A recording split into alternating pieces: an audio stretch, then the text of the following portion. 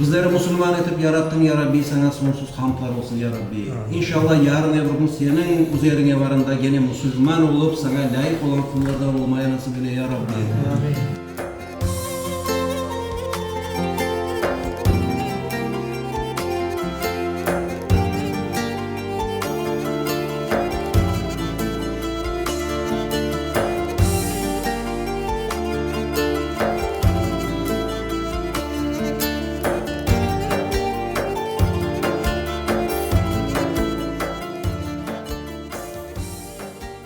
Aç gözünü, yum gözünü, bugün endi 17. gün bitti.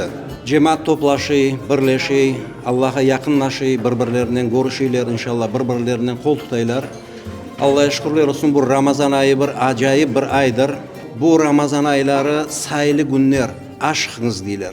Hayırlı işler yapmaya, sadakalar vermeye inşallah. Koydaşlarımızdan pek birbirimizden muhabbet yaşayık, biz birbirimize varıyık, geliyik, güzel, yaxşı. Her gün çerezden 3-4 günde bir kere iftarlar olup duruyor. Biz oraza tutayıq, bizim koyda herkes tutay orazayı. Bala çağa, çoxluq, 150 adam tutay, 160. Bizde her gün iftarlar oluyor. Adamlar geliyor, hepsi gelirler. Bala çağalar gelirler. Kak bayram oluyor bunda.